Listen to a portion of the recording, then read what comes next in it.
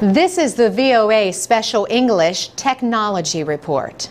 The modern way to collect signatures on a petition requires no paper or pen or standing on a street for hours. Change.org and other websites let people start or sign online petitions. There are many different reasons why people start petitions at change.org. The top causes range from animal protection to criminal justice to women's rights.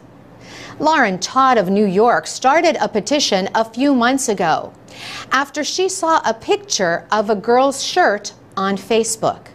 The shirt read, "I'm too pretty to do homework, so my brother has to do it for me."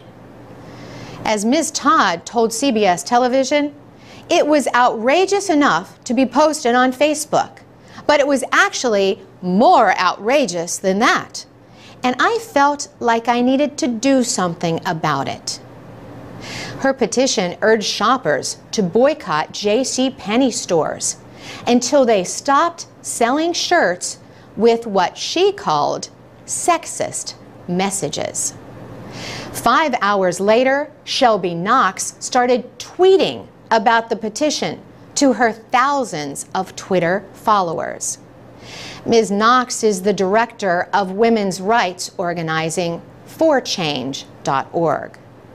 Some of her followers also started tweeting about the shirt and signing the petition. Ms. Knox says, from the time that Lauren started the petition on Change.org and JCPenney pulled the shirt, it was about 10 hours, in which it got over 2,000 signatures, and at one point was generating over 400 tweets a minute. She said that with each new signature, an email automatically went to JCPenney's public relations team. Another went to the company's chief. JCPenney, without comment, discontinued the shirts. Clothing designer John Noon has worked with a number of large stores. He says he has always used words like pretty or princess when he creates shirts for girls.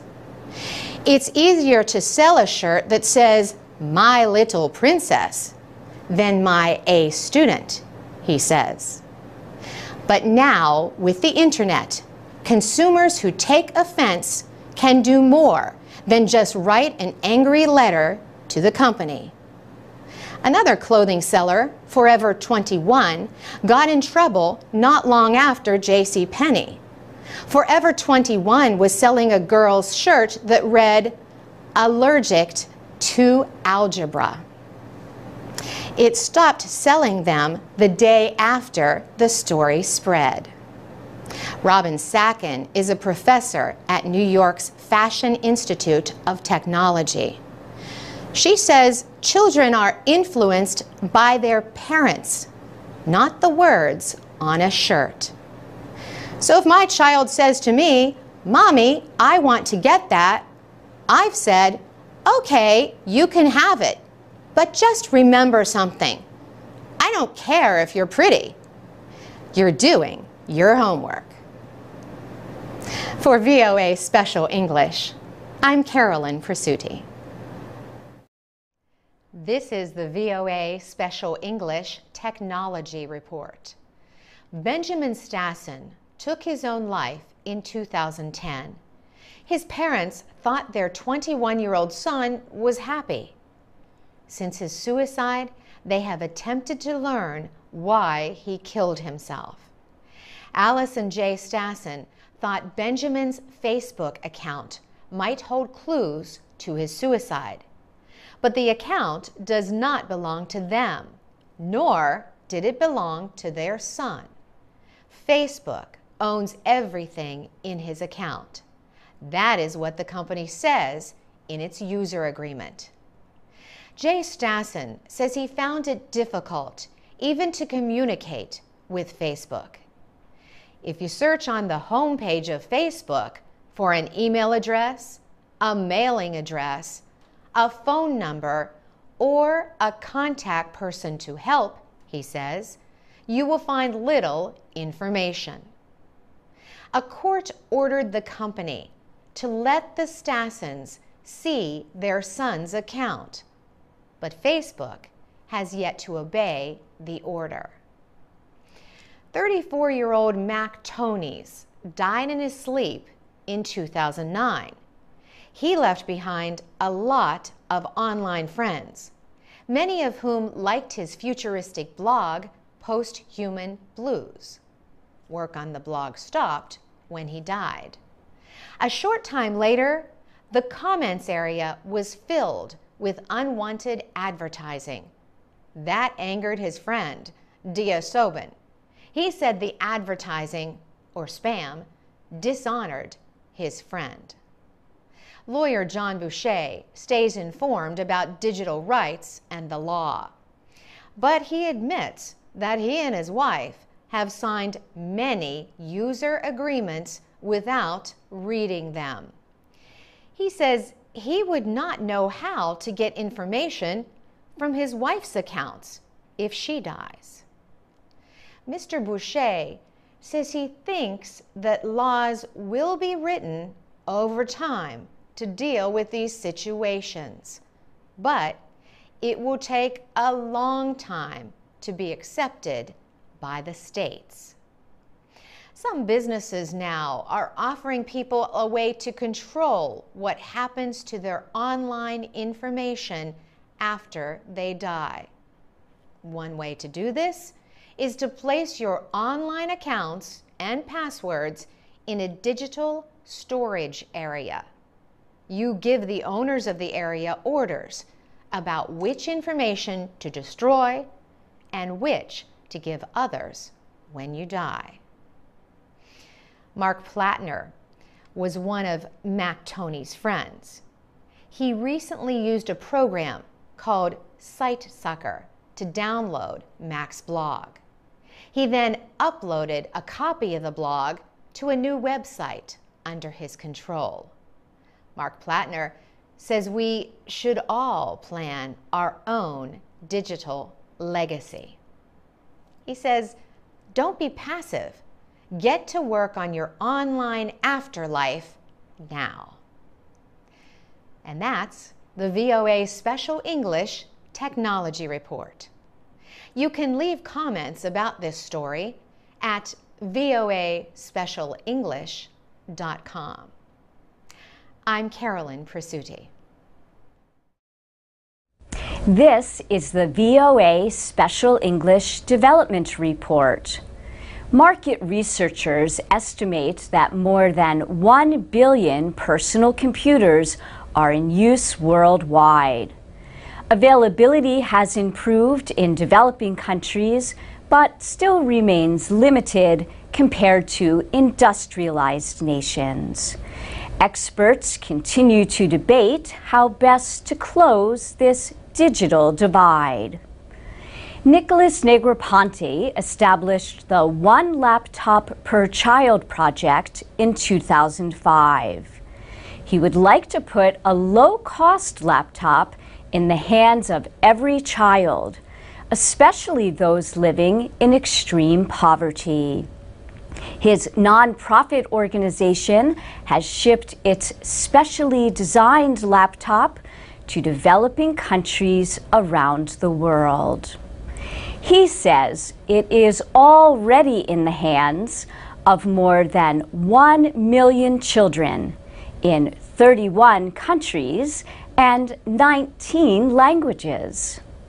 And one country, Uruguay, has just completed doing every single child in the country, he says. But the program has critics. They say trying to supply every child with a laptop, even at the current price of $160, is costly and inefficient. Stephen Ducker also makes low-cost computers, but his can run programs and applications for several students at once. He says these virtual desktops lower costs, reduce energy use, and lessen the need for technical support. His company, N Computing, says it has set up over 40,000 networks in more than 100 countries. Stephen Ducker says all you need to connect to a network is a keyboard and monitor. You think you've got your own computer all to yourself, he says. Instead, users are sharing the resource and doing it at a much lower cost than having their own PC. As computers reach more children in developing countries, so too in many cases is the internet. It can be a great educational tool. But children also need to learn about the possible threats that can be found on social networks and other sites. Mark Mutunga is with Microsoft East Africa in Kenya. He says poverty may put African children especially at risk. They are being told, hey, you know what? I can send you a few dollars. I can come and visit you. I can buy you a ticket. You come to my country. His company is working with the Kenyan government and a children's rights group. Mark Mutunga says the coalition is trying to educate the public about how to protect children from online abuse. And that's the VOA Special English Development Report, available on Twitter and Facebook at VOA Learning English.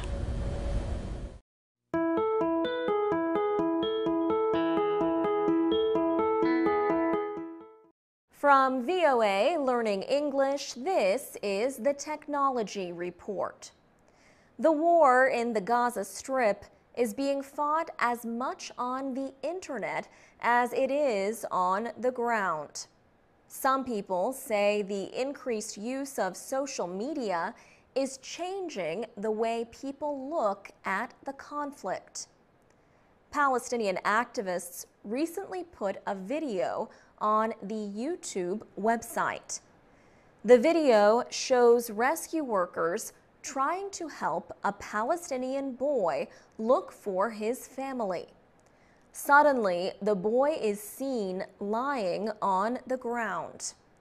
The video claims he was shot by Israeli gunmen. A second bullet appears to kill him. The video was shared on social media. Palestinians and Israelis have fought before, but now Palestinians are telling their war stories directly to the world through social media. Lisa Goldman is with the New America Foundation, a nonprofit group. She says Israelis have used Twitter for a long time. She says Palestinians on Twitter is a much more recent event. Yusuf Munayer heads the Jerusalem Fund, a pro-Palestinian group. He says that earlier news reports about the Middle East were generally pro-Israel. But he says active social media work by Palestinians is changing how traditional media report the news. The Israeli government understands the power of this new technology. Jed Shine is the social media director at Israel's embassy in Washington. He warns against thinking that social media truly show how the public feels about issues. There is little scientific evidence to prove how effective social media is in reporting about the conflict between Israel and Gaza. Lisa Goldman says it is important to have news media professionals report from conflict areas. For VOA Learning English, I'm Alex Villarreal.